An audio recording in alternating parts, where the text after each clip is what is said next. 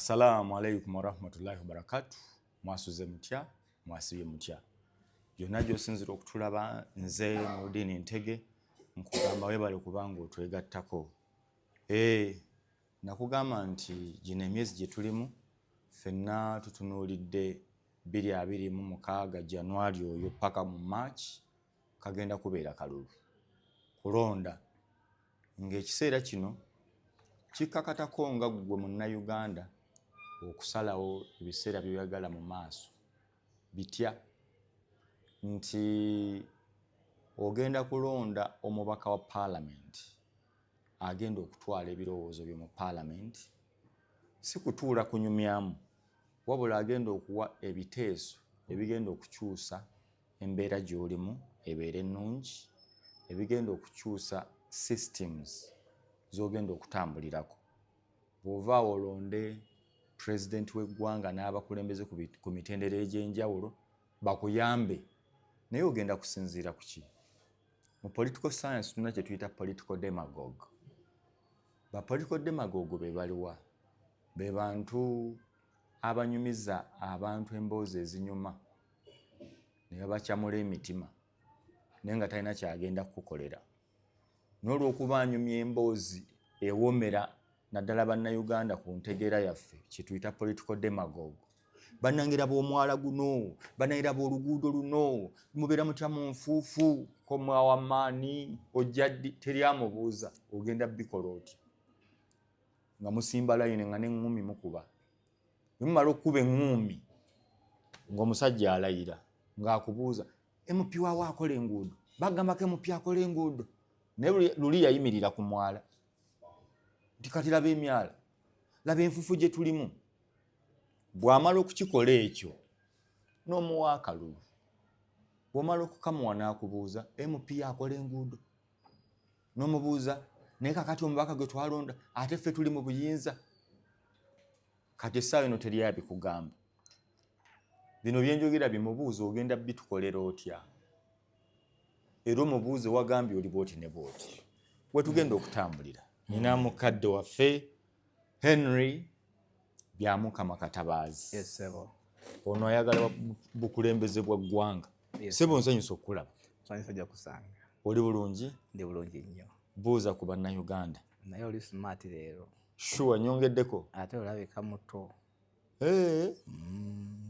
Ndi smart muko. Kati biri by'olya wandisharinze. Abaavu n'okunyirira kwe tutava obuzaabuzaamuko abantu tebaleme kukuba nnyo gundi. Oliva. Naye nga Yes. nsanyusa okulaba. Buuza kuba tulaba. I want to one more time greet you and we're looking forward to have a great time, and our prayer is that you listen to us, and we banking on you to support us. Together we will make this happen. Omwana mbuuziza mukulu emubuuza enviiri ze zezize nvi yakikola bukozi Yesu yamukwatako mutwe ekitufu yani. Nali New York how many years ago, and by then okusala enviiri was costing $25. $25 US dollars. Nga 10. Naye by then zalinga 7. Nembalanga okusala bold 3 times a week $75. Very expensive. Nenzireka nezikula nezifuuka bwe zityo, so nviiri zange. Naye kati wakomawo n'5,000 waliwo abaana bakusala bakuyisaako n'akaniimu. Ate kati bwe zaakula oguwa 5,000 bwe zaakula ate nenabanga there's no need to cut. Presidential material. Kiringa okugamba president abeera ne bald head kyekimu. It's all natural. Kati gwe kulwaki osaze enviiri enyimpi? Mbeere muntu ajja naye kati laba president gwe tuleeta olinga like eddubi. Gwe laba interviewer gwe tuleeta laba kulwaki osala enviiri eno n'olekayo nga wali flat. Tugenda kikolera kiti. Kulwaki tokireka enviiri ne zikula zibeere? Gomayo omusajja n'ogala president wa Uganda ajjanga enviiri ziri bwe zityo ogenda kikolera. Ng'asaze side ne side. Ze seesimbyewo. katolaba that line of argument obeera ng'ogamba gwe ku lwaki oli mumpi president abeera mumpi ekyo nakyo nno tuyinza okukigaana ffe toyinza tukiikirira ng'oli mumpi nnyo bwotyo tujja kugamba anti jjukira bw'ogenda ekifaananyi ky'otwala e Bulaaya ebweru yonna bagamba bannayuganda bali batyo actually ne Biblia egamba nti Katonda atunulawa munda si wabweru ffe tetuli Katonda kati togenda kujajinga omuntu besi ku kyalya kyayambala ngeri gye Katonda yamukolamu n'ogamba gwe olina bold head tolina okubeera ki president oba tolina kubeera minister oba tolina kubeera anti kati munda teffe tetulabayo omusajja nno abeerawo n'olaba amaviiri n'ogaba n'omubaayo ono anti ku standard yo ku standard yo n'eddiini yo ne your unorthodox olina ebintu gwe byokkiriza naye n'omulala naye ayinza okulaba nga that is not decent nti gwe kyolaba nga kiri decent ng'omulala ye alaba kiri decent nga tekiri kati bwe tubeera ku ekyo tuyinza obutamalaako kati tukuleke temuna kyakukola kubanga kati mwagala nkola enzya nkufunira akusala enviri bulungi ate kati nizo zisala omulala n'agamba naye kakatioyoonese kati ofuuse musiyaga be basala boldi bayinza kugamba ekyo ate abantu bwebali bwebawa kino nga basaba kiri bwebawa kiri ne basaba kiri ekyo kankirekera abalabi saagala kuyingira nnyo justice embuzi munamu n'alaba ng'asize braids ng'ezo braids zasibye za muntu eyaffe Brazil naye nga yagamba ali wa tabu kati oli asibye ataddemu kyangwe oyo oyinza okuba omuntu wa China yafa akyali mu kyangwe kya mu China so buli muntu bamuleka akole ekintu ki kasita kiba nga tekimenya mateeka bya Mukama yaani waliwo akulabye omulundi ogusooka bakuzaalawa banzaala Tanzania mu East African Community tata wange yali akola mu East African Community ne banzaala Arusha Mount Meru Hospital yes gye banzalira naye nga nva Rukunjiri originally oli mukyajja mu kiga yes omusigi yaliwa omusigi kyekika oli mu kiga abakiga balina ebika kanze ndi musigi kati kiga kibe mmanya kozi kayindo otofiire mu Nyankole ye simanyi yali asaana kuba mu kiga gwe nga toboggola olina buzibu ki kiganga baboggola ate si kituufu si nti buli mukiga si kituufu wagenda nnyo ebweru banno baboggola oyinza n'okuba ogenda bwe bakuboola nedda si nti buli mukiga aboggola abasigi tebaboggola si basigi bokka abakiga tebaboggola bakola ki banyonyola tubamanyiiko mazima ate oba ne bwaba yeetaaga mukya ate sisobola kwogerera abakiga bonna sobola kwogera ku nze era nze nkubuza ng'oyogera mpola banno tebakwegaane wanudde obukiga bwe tububuusabuusa obukiga bwe bubulamu ajja atandika abakiga baneegaana abasoga tebajja kuneegaana so oli mukyajja maama omukiga maama wange Munyankole maama Munyankole from Rukunjiri ate taata mukiga from Nyarushanji Karama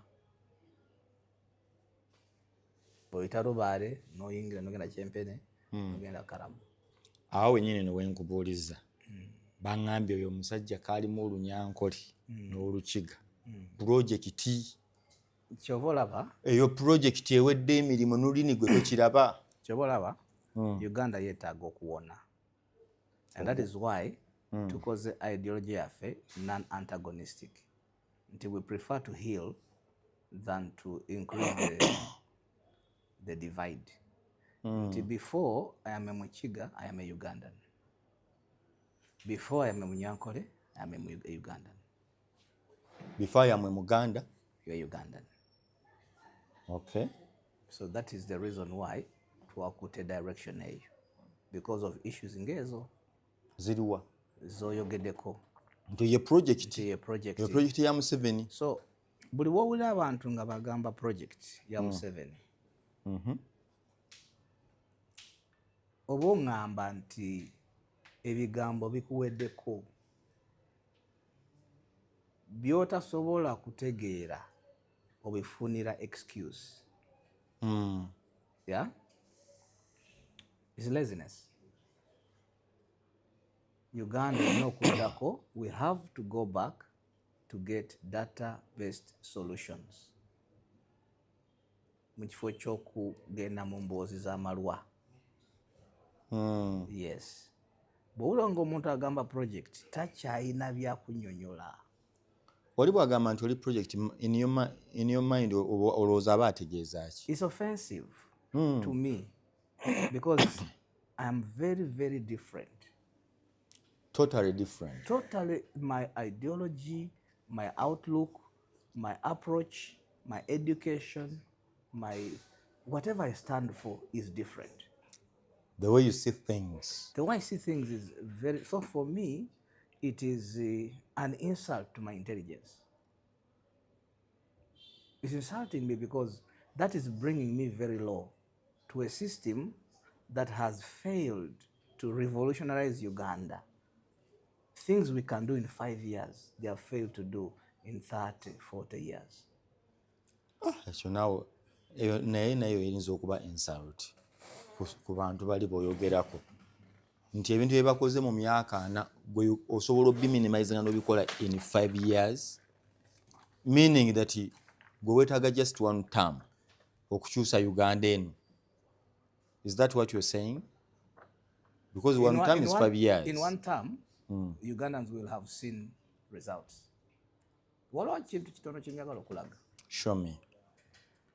Do you know how many Ugandans have tubale tuwogera ku foreign policy? Yes? Then kulaga nti our foreign policy has to have clarity, right? Clarity.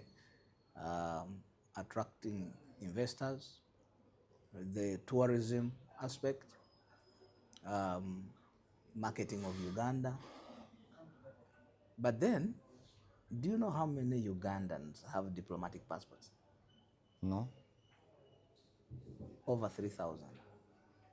Over 3,000 Ugandans have diplomatic passports. Yes. Over 3,000 Ugandans have diplomatic passports. Zachi. Njagala omulabi waffe ono ategeere. Diplomatic passport ye ani alina okuba naye era etegeeza ki for one to have it. Kati diplomatic passport ebeera omuntu nga ali mu a certain position to represent Uganda. Ekuwa benefits nti on arrival, visa on arrival access to many of the countries where got ordinary Ugandan wandyetaagisa visa gwogifuna visa on arrival. Then obeera ne privileges of immunity under the Vienna Convention. You have that privilege Of immunity. Especially nga oli posted, like you're posted to London, to America, there are some immunities. Then even ku airport obeera ne priority. Nti togenda kusimba line ng'abalala. Kusimba line. Naye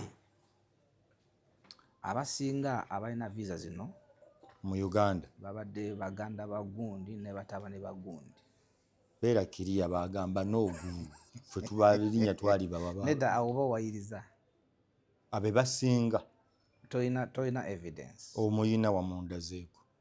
Bagamba n'oguko batava. Nedda sikulazeeko. Naye issue eri nti this. Nti abantu abasinga babadde na bino ebintu. There has been abuse. There has been abuse. There have been scandals. And there have been unauthorized holders. Unauthorized holders. Nti wandibadde tukola ki? Togisaanidde. Is that the right word? Togisaanira. Yes. Yeah. Nti eri mu ngalo z'omuntu atasaanidde kuba nayo. Yes. Ataqualifying. Qualify for kubeera nayo. So I'm just giving you an example of some things that we are introspecting that can help this country. Okay. But that is just on the side of foreign policy. Yeah. Yeah.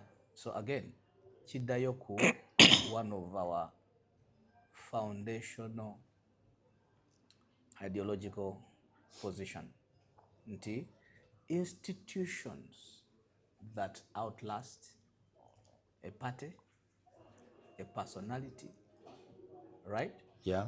Age, religion, and everything. So we build institutions that outlive personality politics, party politics, etc. Is an example I've given you. Okay. So if you were the president, much as you have mentioned it somewhere, who would carry a diplomatic passport? There are procedures. Those are well documented. Like? Procedures is really, I don't know if you can find out. Institutions have frameworks, have guidelines, yeah, have ways that they do things, yeah. All if you are put in a position of authority, all you need to do is to go by the guidelines. That's the reason why the guidelines are there. That is the principle behind strong institutions. Yeah, to make sure that you take care of forgery or fraud, of those kind of embarrassments. Okay. Yeah, that's the reason why institutions are put in place. Still on foreign policy. Yes. Obadde okyangamba. Yes. Biki by'oyinza okutandikirako? Luli twayogerako bulungi, twayogerako a little bit in detail. Nenkugamba ku renegotiating bad contracts. Yes. Renegotiating bad contracts. Like which contracts? Uganda has been involved in some bad contracts. For example? Entebbe Airport. The airport, okay, Entebbe Airport. Yes. But then Anizeko Express Highway. The Entebbe Airport. There are many bad contracts. Entebbe Airport contract, kibi ekyo kigirimu? Yeah, it was a loan from Chinese government.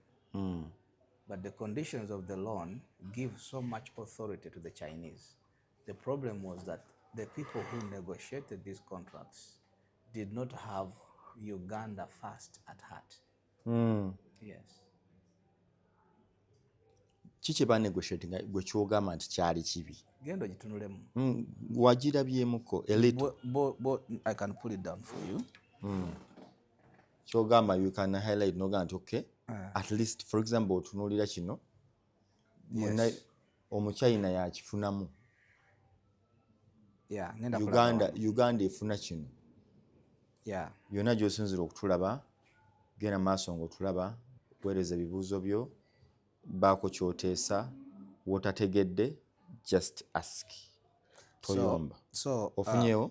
So Entebbe Airport, Uganda borrowed 207 million. $207 million from China Exim Bank to expand the airport. Exim Bank? Yes. $207 million. So eza $270 million. To expand the airport. Okugaziya ekisaawe ky'Entebbe? Yes. Ekyennyonyi? Yes. Now, this contract gave China rights over airport revenues and had strict repayment conditions. So, the one issue there about the conditions was that we are risking our sovereignty. Sovereignty change chikuru. Yes. In terms of territory. Kwega sovereignty gwatulaba kwe kuba nti ensi nga Uganda erina obwannannyini, erina boundaries, eriko ogirinako control nga Uganda. Ebimu ku byo bifuula ensi nti ogirinamu control ye airport, nti gwagirina mu ngalo bwoti, parliament, n'ebintu ebirala. Naye nga airport is key. Omukulu agamba airport eri mu mikono gy'Abachina. Kati kitegeeza somehow bakusalirawo. So our problem one nti aba negotiating contracts zino one, either they were not strong enough. Two, nebino ebintu Museveni yabimanyako president ekyo kinene. So whatever it is, we are saying we are going to bonna renegotiate all these contracts. Ate tugenda na kukwata abantu bonna negotiating. We are going to investigate them because tetumanyi why they were in a hurry. Ogambye those who negotiated contracts, they're going to be investigated. Mugenda banoonyerezaako. Yes.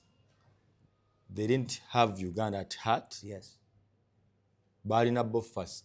They mortgaged Uganda.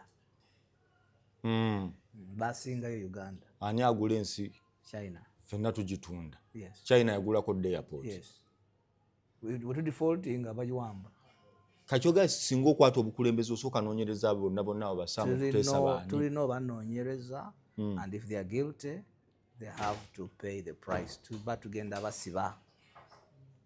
Aba airport yo wokwatira ku buyinza bwoti. Yes. Si airport yokka. Anti kati so tuli under foreign policy. Bad deals, controversial deals that Uganda in terms of foreign policy je kozechi je bade involved in. Okay. Yeah. Waliwo endala foreign policy nyingi bo deals ku foreign policy other deals nirekerawo. Bwe waliwo deal endala osobola ogimpa byogendo byotandisa okutinkuula. Ate government we are Roko $55 million. Roko construction. Yes, okujiba bailing out. Roko construction $55 million. US million. Yes. 200 billion is Uganda. 200 billion. Okubataasa. Nga tebana bakunoonyereza why they were making losses. Baba werawo sente. Yes. So ekyo olowooza kyali kiki?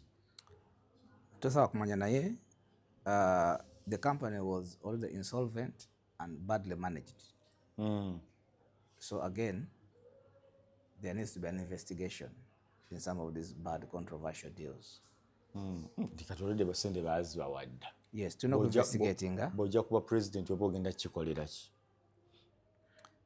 So those are examples of bad deals that Uganda has been nyingi. Eziziza eggwanga emabega. The principle behind it is some of these deals needs to be renegotiated, the culprits be brought to book. It's very important. Abasajja bajja kukutta tebasaaga. Tebasobola. Abasajja bozanyirako si ba bulijjo si bantu. Tebasobola. Nkugambidde wano. Tebasobola. Lwaki? Nga nange siri ba bulijjo. Naawe toli mmere kulya. That's why nsobola okuvaayo ne mbyogerako. Ate nze I'm not just talking about them. I'm going to work on them. In 5 years, Ugandans will see results. Kakati, let me take you back a little. China, they're negotiating a deal with Uganda. Singa Katonda akuwa omukisa n'ofuuka president, ogende bwe bagaana ne bagamba we are sticking with your agreement or contract. Oba ogenda bakola ki? Remember, bafanda ba project ezisinga wano mu Africa si gwe wekka. Oba ogenda kikola oti? You see, number one, countries and governments work on the principle of sovereignty. That's very important. Yeah?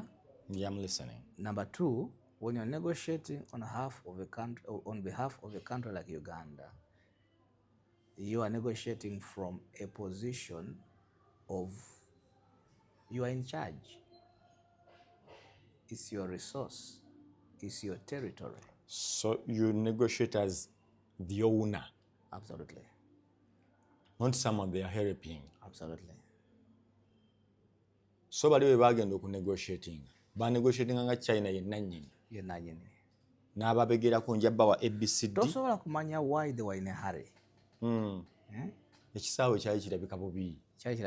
Nnyo nga kitonya. But oboga, you are sending out a message bo kye bagambye that you don't have much option. So let's stick back to an example of some of our positions, renegotiate bad contracts. The details of the contracts, we just together. Okay. You can find them.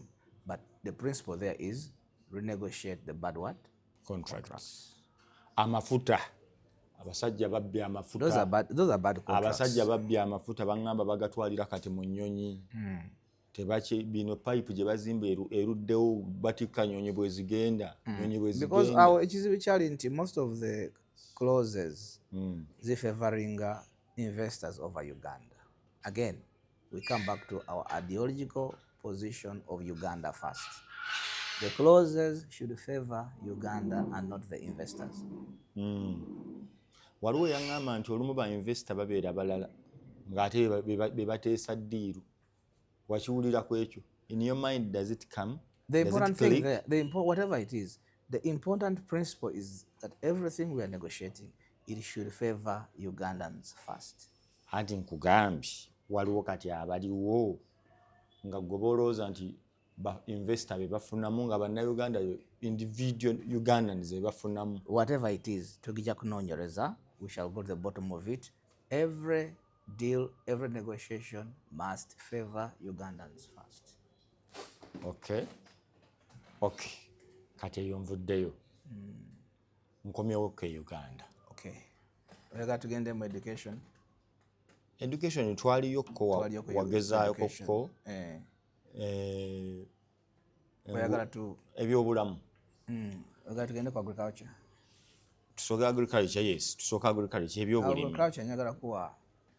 Ebyobulimi. Uganda, you also agree nti bannayuganda badependinga ku byabulimi. Ebitundu ebisinga obungi. Statistics zitulaga 60 to 70% of Ugandans depend on agriculture. Okay. Statistically. Naye teriyo budget yali efulumye ng'ebitundu ebisinga bya agriculture. First of all, nga tunaba kugenda ku ekyo. What is affecting farming, katugambe farming, nga togenze ku other areas of agriculture. Let's talk about farming, produce. What is affecting our produce right now? Number one, Lichi. What is affecting our produce? Our production in terms of farming. Nze nkiraba bulala naye gwe kimpi. Okiraba otya? Nze ekyange ekyemanyi kiremesezza abantu, kiremesa bulemesa produce kuba bwe tugyetaaga, but it is the market. Market is a different issue. Ng'amanzi abalala. Catholic supply chain. That is the end of the supply chain. Tutandike wetandikira. Tutunule the issue of our soils beginning to be degraded. That is true. That's one. Number two, we know kutunula ku the issue of droughts and unpredictable rains.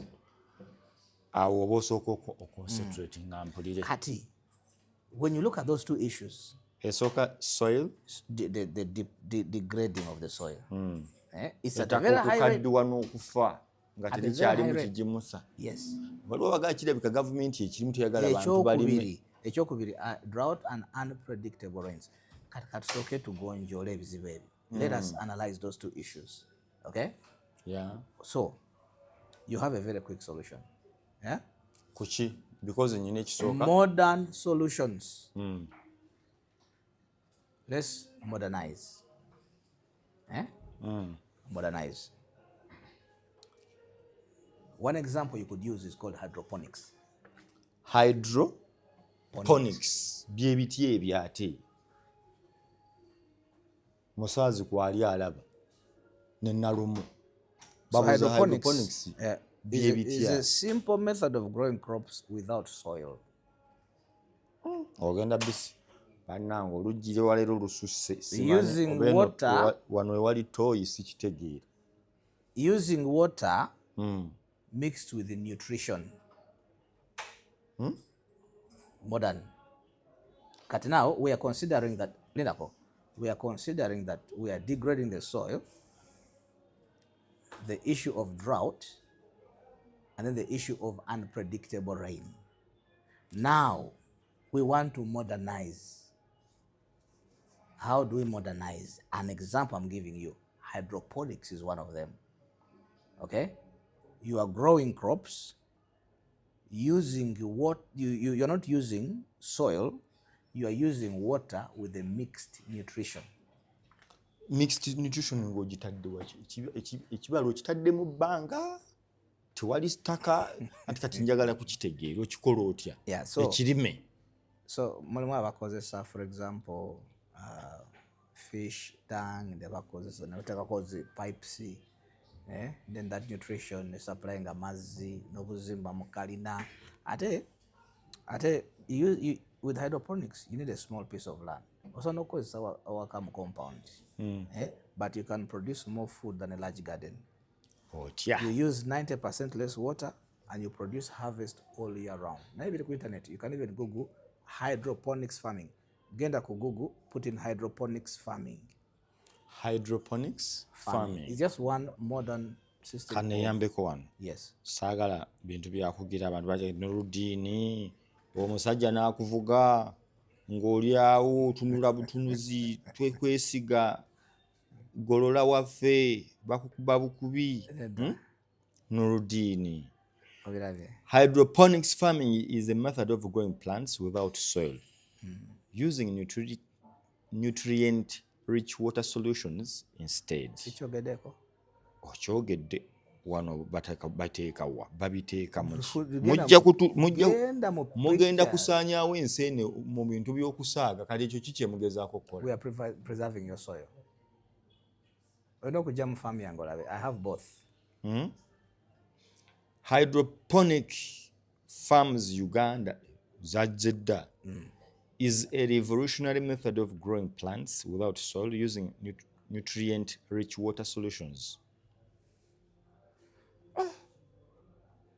Mukiteekemu awo nze biri wano is a technique of growing plants using a water-based nutrient solution rather than soil and can include an aggregate substrate or growing media.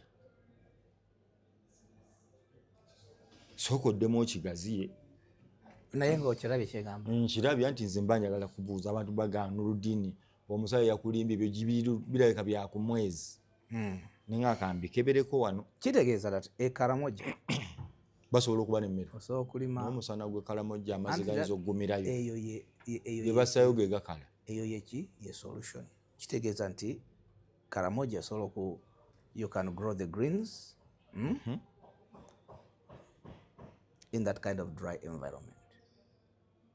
Ate ababa talina mazzi oba ogenda kuvuga ebimotoka. Anti kakati with hydroponics you have to first avail water solutions which are still cheaper than you losing the quality of your soil and speculating on unpredictable rain. Yes. You are still ekyenkuba kizibu tubale tumanyi omusana gutanduse kati etonyedde advantage. So kitegeeza more food for Ugandans at a lower cost. Kitegeeza more jobs for youth and women in a town and in a village. Kitegeeza kyekirala better nutrition. Lidako kitegeeza kyekirala nti you have ofunye a counter solution to the degradation and to the unpredictability of the weather. Now, importantly, government should invest in training. Because abasinga tutegeera ettooke, tutegeera muwogo, tubitegeera. Kasooli. Tubitegeera. Naye kati bwe nkugamba nti you are going to grow this cheaper and quicker and all round. Tugenda kulinda season. So, training is very important. And then, of course, oyogedde ku supply chain when you talked about market. Yeah? Era mbanyi njagala kugamba nti ku supply chain kyoleese. Ebintu ebimwe by'abantu bayeekeemu n'omusajja alina square mile abadde alima biki anaalimira kati ebyo byanaabikola bati eby'amazzi. Ayagala okulima eka 10. Bw'oba oyagala actually kino kyo olere tuli mu kukikolako. We are working on it. Bani mukikola. Nakoze nze nganze. Wali ku ewange ndi mu kukola in a traditional way vis-a-vis the modern way. I'm doing it as on an experimental basis. Then I'll do for your report, for the Ugandans a report on the percentages of the outcome. Yeah, so that one already working. Olima ki? Walima eki mu ponics ezo? Carrots, bumonde, all kind of green vegetables, beans. Yeah, I have 9 different. Ano nzo okuba olinanga buno bugundi buna size ya nasale bed tekakawo bu carrot njagala ongambe tina eka 10. Bw'oba okola research, it is not how big it is the result that you want. Bw'oba okola research, kati tulogenda kukola research okole 200 acres. What kind of research are you doing? Lwaki oyagala ku applying ekintu kyota testinganga? You are just making research, but you want Ugandans to buy it. Because it is already tested not only here in Uganda. There are some successful farmers in Uganda already they can attest. But China is using it, USA is using it. So oyagala kyekolerako gwe kennyini okirabe. N'abana Uganda bakikole. They have visited hydroponic farms in South Korea and in China and in the USA. Yeah. Why do you think those countries you're mentioning, they do not depend primarily on those ponics you're talking about, much as they are trying it in their countries? You can't say they don't depend primarily. Right now, China is actually getting to depend primarily. So you can't really say they don't. Yeah. It's a big movement in China right now. Abalunzi tuli ku farming, agriculture, and what have you. Let's handle agriculture or everything we're talking about in this way. Whether it is balunzi, whether it is produce, let's use the word modernize. Modernize. Anti nze njagala ng'okindaga kati nga bw'ongambye kino ekyokulimisa amazzi ne nutrients. Zo nutrients bagenda zijjawa. Where do we get them? And also mewali. You can, for example, fish dung. They're very nutritious. But again, bodayo no kose chigambo modernize. It is going to fit in every bracket. So dayo soko kose chigambo modernize. Yeah. Okay. So wokola forensic. A forensic position of Uganda. Different things are flawed. Yeah? Yes, a lot of things are flawed. Starting from the way we do our debates to the way the politics works. The understanding of the future. There are people who are looking at Uganda now, sacrificing long-term vision. Okay. Yeah. When you sacrifice long-term vision, you're going to be haphazardous. You're prone to error and accidents. How do we sacrifice them? We sacrifice them by looking at the now. Okay. For example, when you have issues like educational issues, dropout rates. Let me tell you a little bit about dropout, school dropout. Yeah? So when you have issues like 43% of children in primary dropping out before P7, 43%. 43% of pupils dropping out. What are you doing? You are pushing the population into the informal sector. Nti abantu basindikamu kugenda okola ki? Okola emirimu ekitaliko kumanya. So you have 43% of children. But dropping in primary, yes, secondary. They start P1, they did not complete P7. Katibulimu some researchers, statisticians who put it at 65%. 30% of students drop out nga tebamaze secondary. what is happening? You are pushing Ugandans into the informal sector.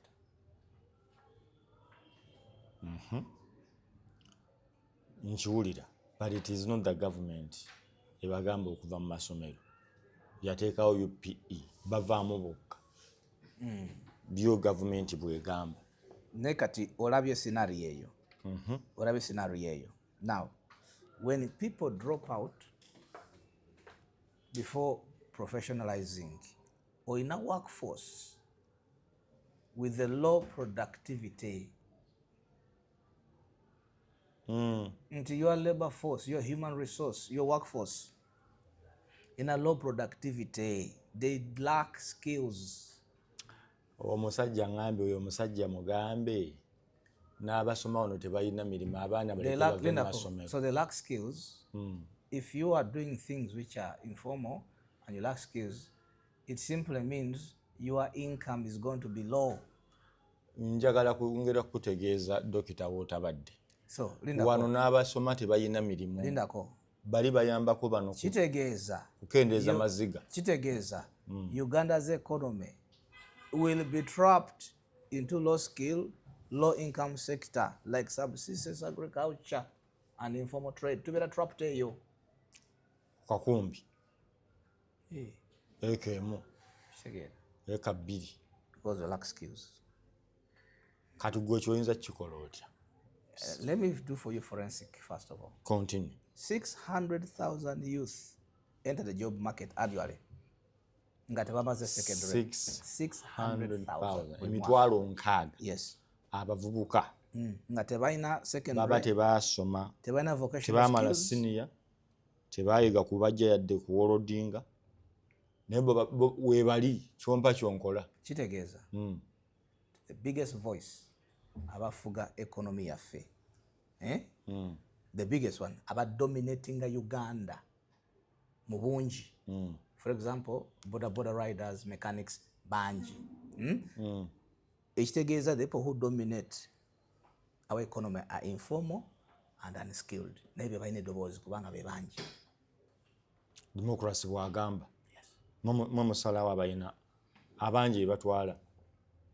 Kati scenario giraba, what does that lead to? It leads the country to be trapped into what is called stunted economic growth. Stunted growth. Stunted economic growth. Muri stunted. Omanyi what stunted kitegeeza? Tetutambula. Tuli awo. Tetuva mu kifo. Stunted.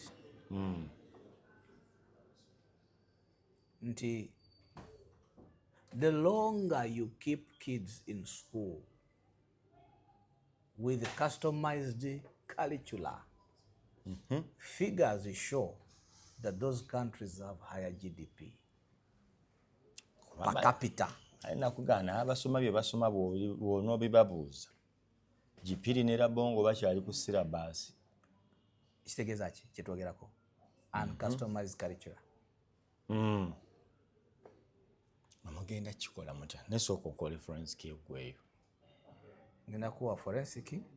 Ompene solutions. Olaba, people who are following, bo bennyini batandise okufuna solutions. Abagoberera. Bakiraba. Abana Uganda si basiru. Ngabagamba basiru nnyo. Beetaaga just guidance. Ngabo osiru buli mu Uganda mukama wange. Basiru Ogenda okubonaabona n'abasiru wa ne Uganda. Basiru. Bwebalya naye genda maaso. Basiru.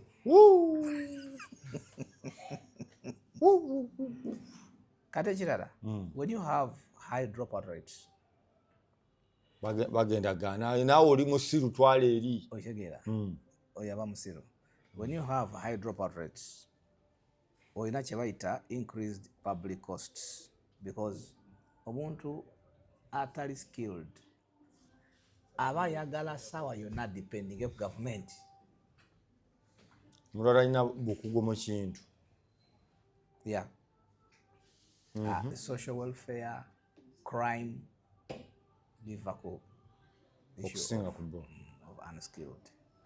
Omwana agambye omukulu oyo yongera omutegeezi abasajja abasinze okunyagulula eggwanga lino ne balireka ku ttaka baasoma balinga ye abo abogerako ki naye genda maaso kati abasajja babbye eggwanga lino mu luzungu kati nga tebaagala kuttira muntu yenna ku liiso olaba airport gye watandikiddeko basajja basindika ttiimu y'abasajja abaasoma baakwata airport eyo balina ebisawo bya ssente baleeta n'abafumigating ewaka ssente tezigendamu ebiyenje babaleeta n'akuba olupiira omulala n'akubira omulala yakubirako abaana abasajja baboga abataasoma ewaka n'abagamba enkuba emaze ebbanga ng'etonnya naye omusana ke gwaseeko ebisawo bya ssente mubifulumye mubyanikeko bijja kuwumba nga yasomamu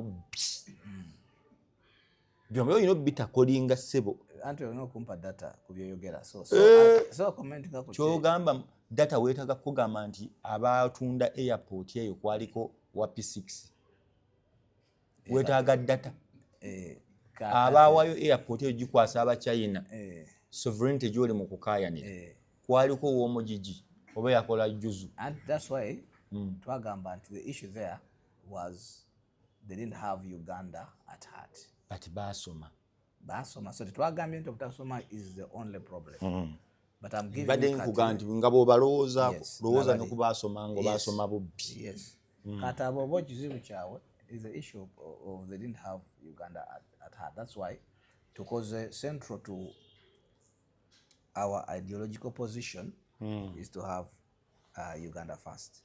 Okay. Naye okuddayo ku dropout rates, yes, they're very high, right? True. And the other issue is when we have those high dropout rates, we maintain the circle of poverty. Nti taatawo kubanga skill level ye waliwo gye yakoba gwe era bw'okola statistics wano abasikidde ekitegerekeka tuli batono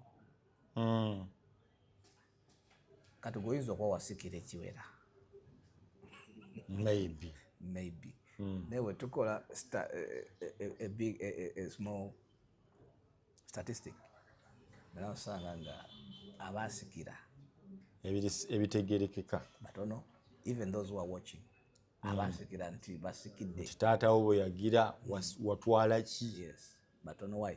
Circle of poverty eri waggulu erina okweyongerayo. Every time there's unskilled circle ekola ki etambula. The next oli nagezaako n'akoma mu P6 nekola ki, oli nagenda university naye natamala nekola ki, seberanga lele. Yes, the circle continues.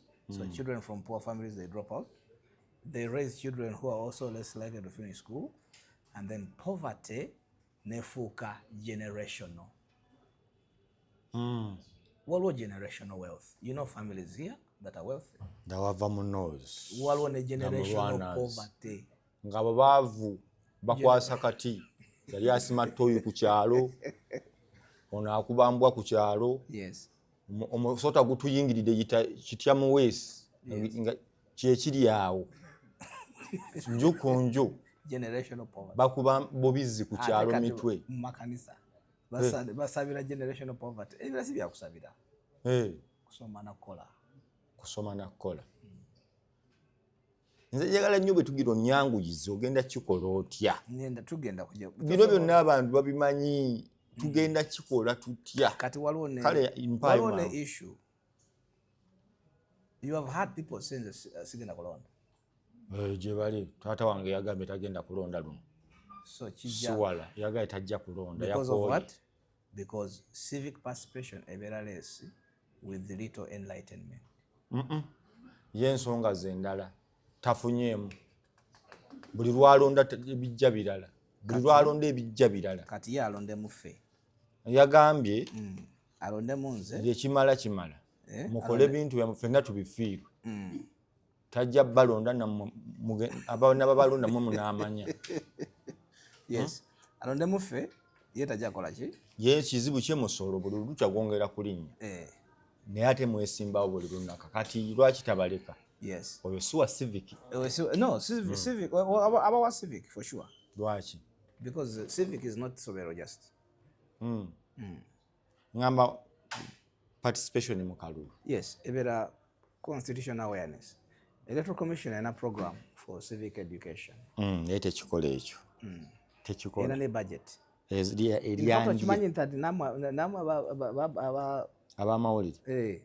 Mwina budget gendayo tebazigaba sente zaabwe zakubba kulya. Bajazikuwa. Nkugambye sente zakubba kulya. Totaddeyo gweteekayo. Ati nkugambye seetaaga kuteekayo. Bw'ogamba nti olina bajeti y'ekintu babuuze okuva kati wabawulira luddawa. Wabawulira luddawa. Wabawulira wa? Luli nakugamba ku onanzikiriza okwogera ku some of our issues. Like which issues? Effectiveness, for example. The government. The governance. Okay. Because ombuuziza mugenda bikola mutya. So waliwo so njagala tusooke tu kozi mwe mweyita baani? Ffe tuli Sustainable Progress Group. Sustainable Progress Group. Yeah, we are still a pressure group. We are not a political party. Kuli bwani? Nze bya Mukama Henry. Bya Mukama Henry. Yes. Byaddala oyagala kwesima, ogenda kwesima kuba president. Yes. Ebyetaagisa wabifunye byonna. Mikono biki ebyo. Nga bw'olabye files ziraba ziizo. Tusabire nitumaleyo. Muli ku abantu tulina 70 agents abali mu field. Okay. Batandise okukomyawo nga bw'olaba. Enkya tugenda kusindika batch esooka. Nena tulabe tugenda kusasula enkya 20 million ne batch esooka. Tusabire tumaleyo. Bwe tunaba tumazeeyo ndowooza we are well positioned to take this country to the next level. Omwana yangambye oyo anaasobola campaign wano abantu nga bakibuli nga alisiro nnyo. Lwaki teyeesimbyewo olumu mu America? Wano nga abantu bakibuli bajja kuyisaamu empinno nkubuulira. Ogamba ki oyo agamba kiyogera tuwulire. Abakibuli babeera banafu. Musajja abeera aggressive. Musajja abeera aggressive ayogera ennyingi ne zikumuka. Bw'Obama wabawulira. Tebaali banafu. Osobola okubeera n'ekibuli nga tolina passport. Enda account ya bank togirina. Ng'olina ekibuli. Tolina passport. Enda account ya bank togirina. Tolina account ya banka. Naye nga ku kibuli kw'otudde kw'olya. Ng'otegeeza ki taata? Toba ng'otuyingiridde nnyo. Nga ne degree togirina. Naye ng'olina ekibuli. Osobola okukyusa ensi yo ku kibuli. Ekibuli ki ekikola? Ki ekikola? Structures. Oba weetaaga structures, si kibuli. Ekibuli, structures. Olina okumanya ky'okola. Olina okuba ng'omanyi ky'olina okukola, si kuleekaana buleekaana. Omanyi kye bayita in English loud sounding nothing. Kinnyonnyola abantu bwe nakinyola bajagala. Soko kivunule loud sounding nothing. Gezaako kivunule mu Luganda. Nkinnyonnyola entya loud sounding. Kugamba okuleekaana nga tolina ky'oyogera. Bakubuuza kati abadde ategeeza ki? Oyo mu Luganda bakiyita ddebe kkalu. Bamalebe gamuvaamu ki? Tewali. Oba byembi byennyonnyodde. Munyambeko awo. Loud sounding nothing. Yeah. So, anyway, tubale tuwogera ku ki? Obadde ogenda kumpa solutions. Government effectiveness. Ngamba mmwe. Mugenda kutakolinga mutya ensonga. Government is not very effective. And we talked about strengthening institutions that outlive personalities and parties. Education. Then boosting revenue. Education Nzija. Because it Nzija. So because I brought you back to njagala structuring our conversation. You have modernization, modern systems. Then for agriculture. You have strong, not for agriculture. And but then but the example. Agriculture. It was an example. Okay. But the bottom line is modernization. But also you have strengthening institutions. What? Yeah. Kati, you need to build institutions that outlive personalities. Now, for example, of two kinds of institutions. One institution is building to entrench a personality. Another institution is based solely on activism.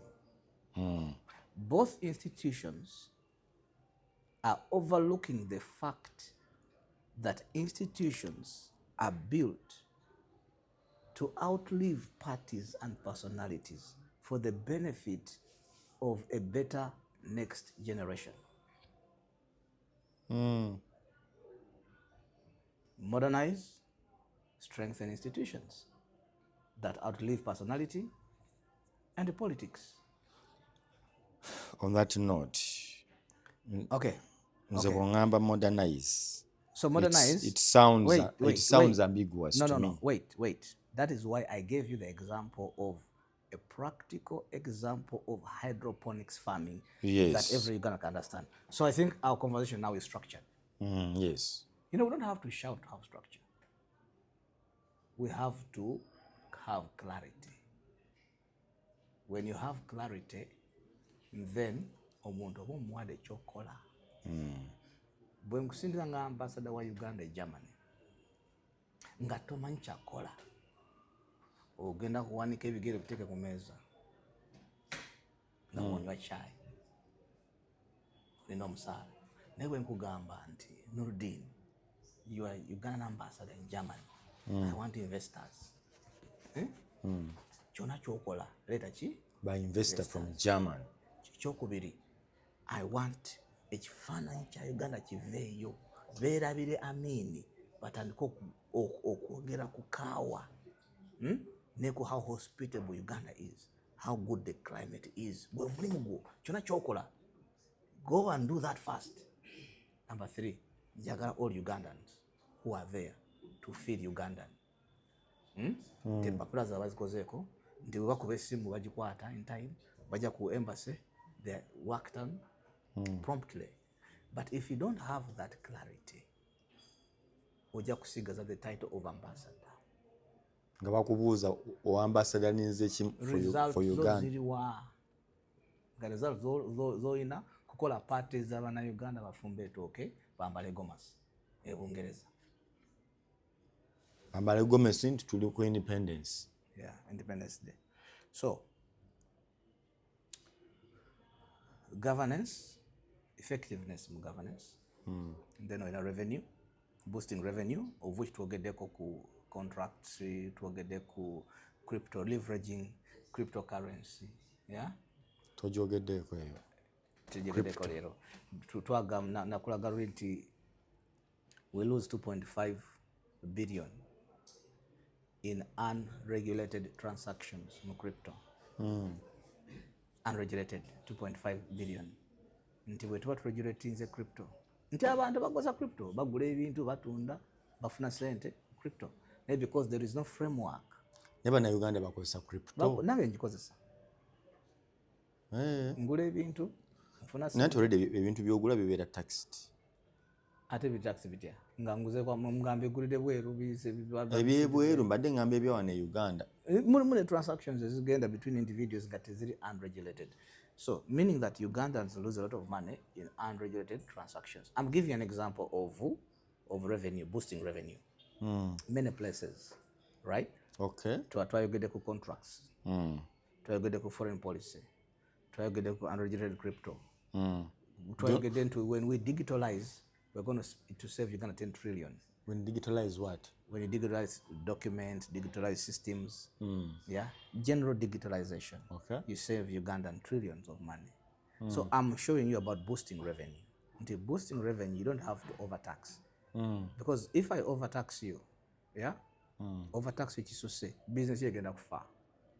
So next year, but yet there are other ways I can boost revenue and even encourage you to keep working such that I can continue getting that tax revenue.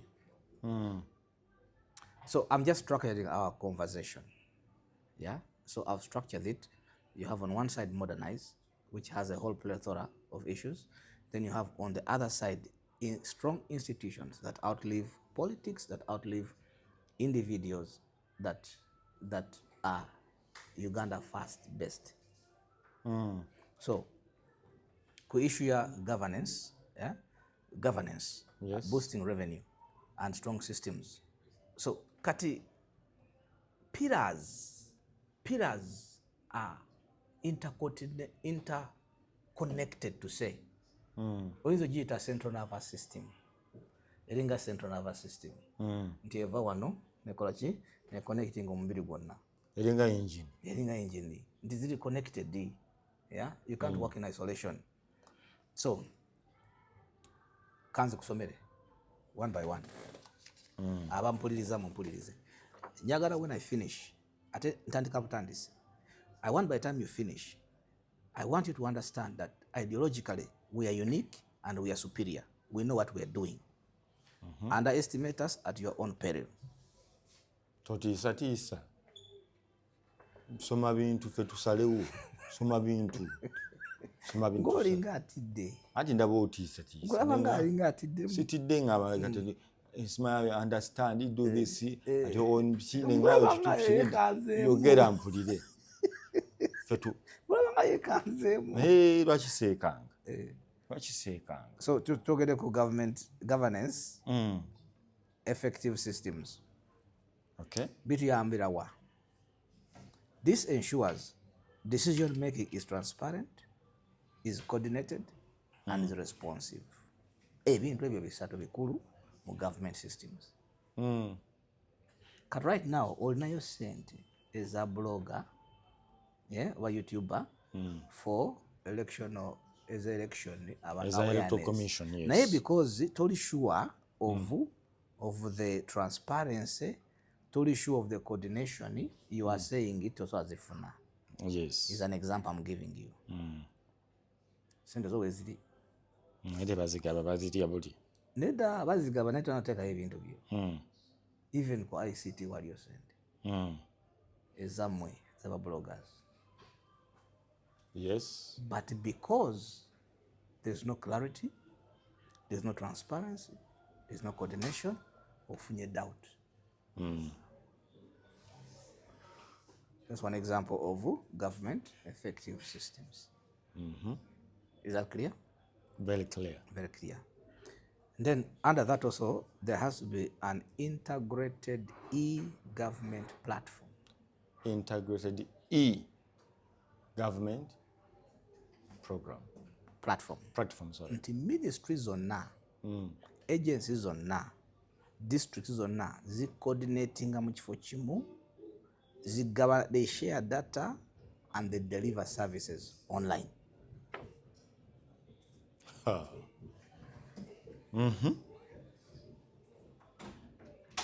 Aba minisita abantu baffe ba musaazi wapifo asogera online nakebera nagamba nti ebikwatagana ku mbaale bifunawa no platform eyo. Okay.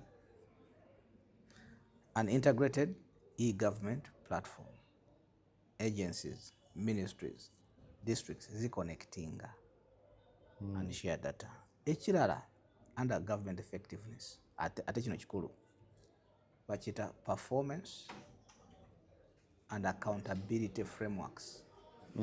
Nti dashboard eyo evaluating a performance nga tusobola okumanya ndi Janet Museveni, Minister of Education, a performance atya.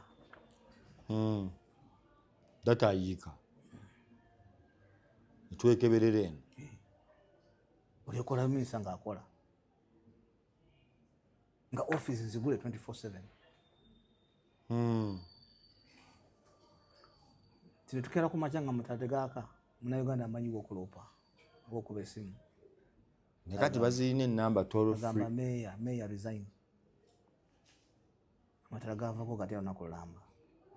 Kati babiteekawo naye uzikuba ne bakuteria kwata ne bakugaa for English press 1 for Ruchiga next. Yes.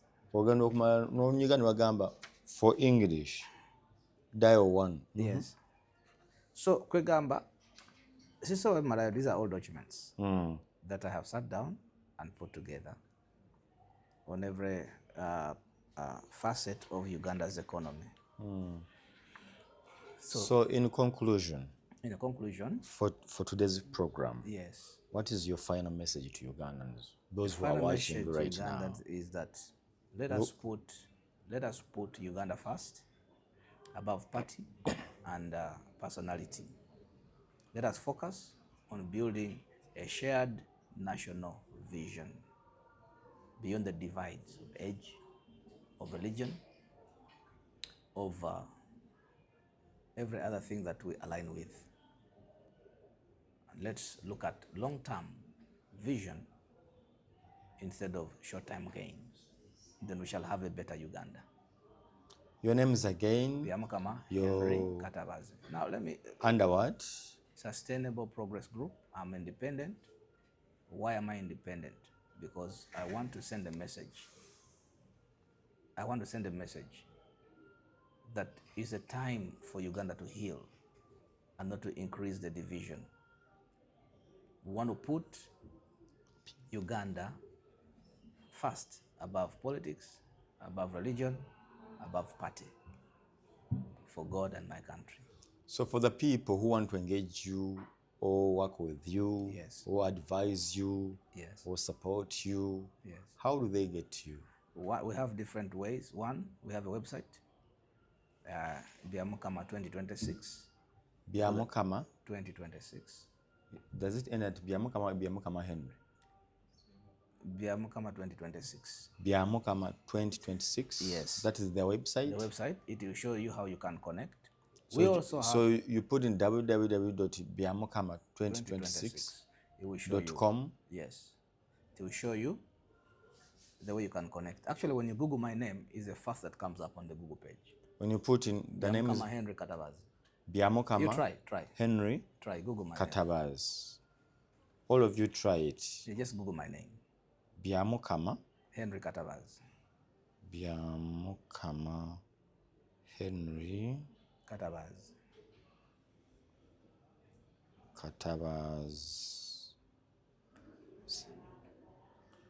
Henry Byamukama, a new ndaba stories ezisinza okujja.